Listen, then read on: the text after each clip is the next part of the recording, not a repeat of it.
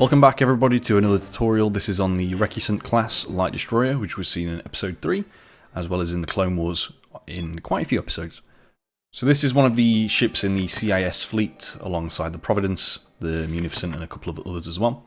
And whilst it is the longest of the three, it's probably the spindliest looking thing like possible. It's so long and thin, even the engines at the back just do not give it like much width at all. If you compare it with the Venator here, you can see kind of an approximate size with each other. There is also a larger model of this in canon, which is just over double the size. So I mean, you look at it from here, compare with the Venator, and kind of double that length of the Recusant. You know, you can kind of get an idea how big that one is. And I think that is the one that is featured in the Clone Wars, whereas this is the one in terms of size, which is in episode 3. A few skeleton skulls, like here on the engines and up here, and also this zombie skull or head at the very front to make the bridge. All of these can be substituted or just removed if you're in survival. Otherwise, most of the materials here should be pretty accessible for you. We are going to do this all in one take, as it is such a skinny and easy thing to do. We don't really need to do the layer system, so we can just do it all in one go. So it should be just a nice, simple, easy 1 to 50 scale tutorial to add to your collection. And if you are building up a CIS fleet, then that's another one for your collection there. And yeah, let's crack on with the build onto the tutorial. Okay, so we're starting off the tutorial at this tutorial pad. You may be building just up in the sky or on the grass or in your base or whatever. It doesn't really matter, you just need either a solid ground to work with or a block to start off up in the sky, obviously. So, materials. We're going to start with these ones: polished andesite and stairs, stone slab, deep slate tile slab, dark oak trapdoor, hopper, chain, dark oak sign, and birch sign. The reason we're starting with these ones is because they are the lowest down and the first one that we'll need to do for the build. Okay, so we are going to start just anywhere. Quick explanation before we begin. The green line is the front of the build, the red line is the back, and this solid line down the middle is going to be the center block in terms of the width. And the width is also measured by these grey lines on the left and right. The arrows there also point towards the front of the build, so just bear that in mind. Okay, start with a top half deep slate tile slab, and then towards the front of the build, we're going to add a single chain like that. Behind it, a dark oak trapdoor, and then we're moving up to the next layer basically. Just 2 polished andesite blocks on top, a upside down polished andesite stair on the front, and then dark oak sign on the left and right of that. Remembering these are all facing towards the front. Take the deep slate tile slab again. What I'm just going to do here is do an extra one, dark oak trapdoor like that, but then delete that second one, so it's just a gap in between. And then if you take the hopper, crouch and place it towards the dark oak trapdoor, the arm should face towards the front, and that's what we want because it's meant to be some sort of weapon underneath the ship. Go back to here now. We're going to take the deep slate tile slabs and do 1 and 2 like that, both top half, and then get the stone slab, and we're now going to the width and doing 2 like that, and then birch sign on each of those slabs. With the dark oak trapdoors again, we're going to add 1 and 2. And then I'm just trying to see if there's any other places we can do some. Yeah, if you grab those deep slate tile slabs again, just do 1, 2, and 3 and delete the first one. And then now we need to start switching out some materials, so I'm just going to throw away the hopper for now. I'm going to keep that. I'm going to get rid of the stone slab. I'm going to get rid of the polished andesite, but keep the stairs. I'm going to get the smooth stone block out. I'm going to get the smooth stone slab, and I'm also going to get the iron trapdoor as well. Okay. In fact, we can get rid of the chain also. And I'm just going to grab the deep slate tile stairs. So if you take these stairs now, we're going to go to this slab here, do 1 facing towards the back, a second one there. And then dark oak sign on the left and right of it. Iron trapdoor underneath this one. And then a smooth stone slab on this block. And then we're just going to take that stair, and you want to have it facing this way, so I'm just going to do a temporary block and then place it like that. Taking the smooth stone block, come to where these stairs are, we're going to do 1, 2, 3 and 4. Put that away for now. And get the stone brick block, and just put that on this front one here. Taking the polished stair, smooth stone slab, iron trapdoor. With the deep slate tile slab, put one on top of the stone bricks. Skip one on top of that second smooth stone. And then I'm also going to take one more deep slate tile slab, polished andesite stairs facing that way. And then again with the smooth stone, we can just add 1, 2, 3 and 4. Deep slate tile slab here. Birch sign on the left and right of that. I know I'm going to a bit of a weird order here, but it will all come together. I'm just trying to use up like any materials that we don't need more than a few times. We take the smooth stone slab, we're going to put this, in fact first, before we do that, grab the grey concrete, we just need one of those in this gap here, and then put a smooth stone slab top half next to it, and again, but then also a birch sign on the side of that slab. Polished andesite stairs facing inwards on both of those. And we're also going to take the stone brick stairs. Just one there and one there as well. In fact, that's one too far back, just pull that forwards. We're going to now switch that out for a birch fence gate. We're going to put one just there and flip it, and there as well. And also next to the stone bricks, like that. So I'm just going to shuffle a few materials around. Get rid of the grey concrete. Keep the smooth stone slab. Keep the tile slab and stairs. Keep the dark oak trapdoor. What else can we get rid of? In fact, you might be able to get rid of the dark oak trapdoor now. Keep the signs as well. Okay, so we're going to need warp time. We're going to do these and get these out of the way. They're just used twice, one on each side, there and there. Oop. There and there. Throw that away. Andesite wall. We'll use these and get these out of the way as well. And we're also going to grab prismarine wall while we're in there.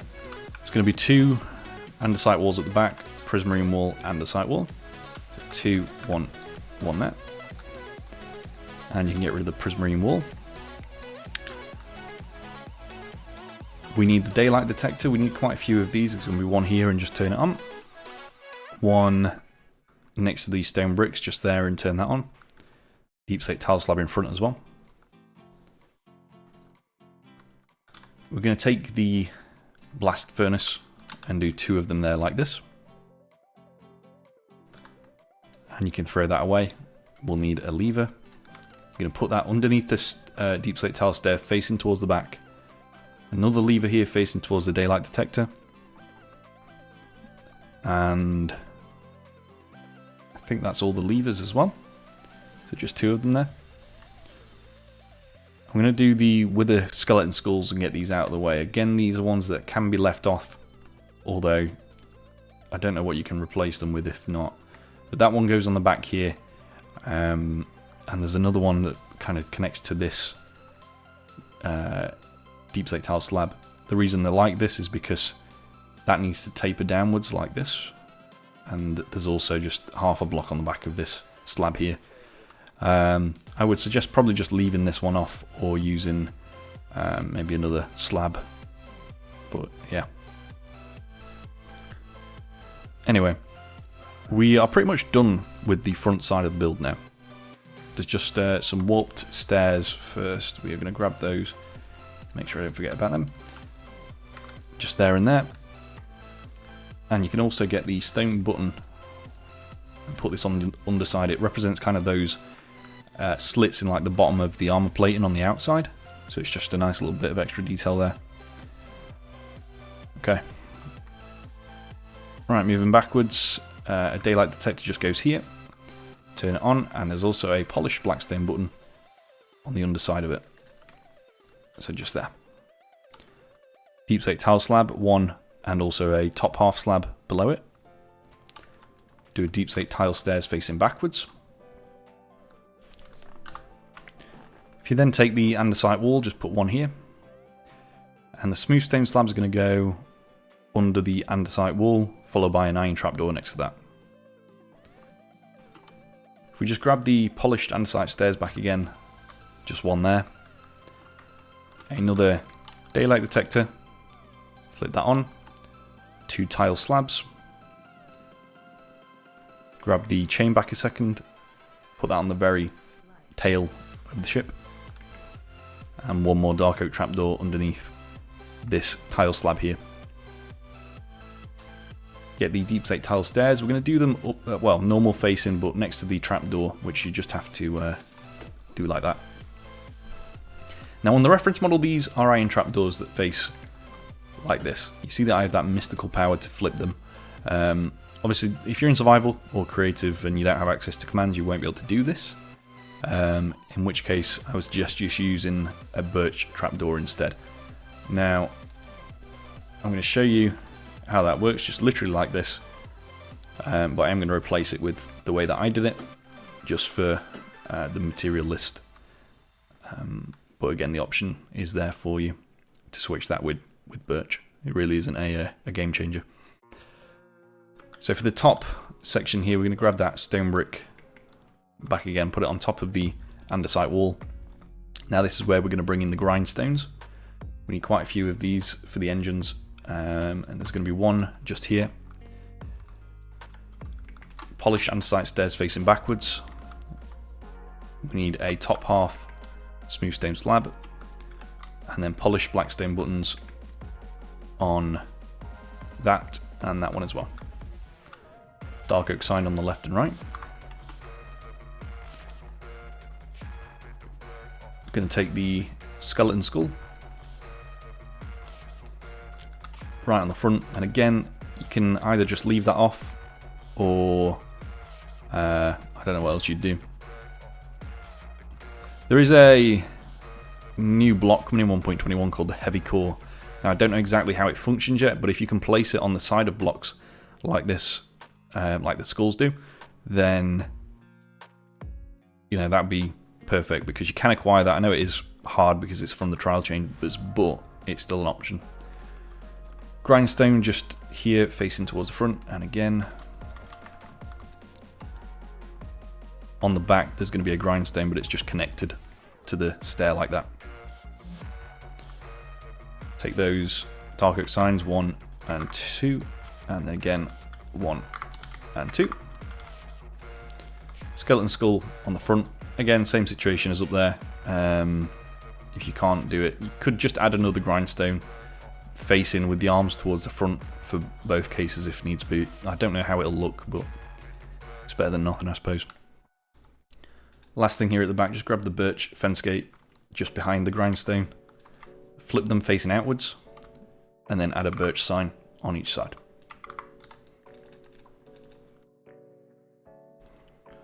Now I'm just going to give it a quick check on my reference model to make sure everything's on there, so you might see a quick jump cut. Okay, it's a good thing I checked actually, because yeah, there's a few things. If you grab the stone brick slab, we're going to put that in this corner here, and we're also going to get the skeleton skull, put it at a corner on both of these. Now again, that is optional, and it's just to help round off this dome section at the top, but I did it because it just, yeah, rounds it off, makes it look a little bit nicer. I did forget the bridge. That's just going to go here with the zombie skull. If you don't have access to these, then you can just use a copper or dark prismarine slab. That should do the job as well. Only other thing I noticed was that this stair here is supposed to be a stone brick one, but in the grand scheme of things it really doesn't matter, so you can just leave it as it was if needs be. But yeah, other than that, I mean, that's really going to be everything. I'm just going to put the shaders on now to show you what it looks like with shaders. I've been starting using a new one called Continuum, which is a little bit easier on the eyes than SEUS sometimes, but I like both. I still use SEUS for my screenshots. Oh, I shouldn't be visible. Yeah, that's different. I like it from this angle where the shadows are in. But yeah, it's just a nice little thing to make if you've got like a spare 10-15 minutes. And definitely nice to add to your fleet if you are making a 1:50 scale diorama or anything. So yeah, there's always the option for more 1:50 stuff, and I definitely will be exploring that in the future. One thing you do miss out on here is some sort of engine glow, just because of how thin these engines are. But when we do the 1:10 scale model of this, definitely have that. But anyway, yeah, that's going to be everything for the video. Just a nice quick one for you today. So I hope you have a great rest of the day, and I'll see you in the next one. Yeah, that's going to be everything. Let me know what you want to see next in the comments. Goodbye. Hey guys, before the video ends, I just wanted to let you know about my new schematic store. This is a place where you can download builds from the past, from tutorials that are out now, and even preview builds from the future. Link is in the description. Go and have a look, see if there's anything you like. And yeah, see ya.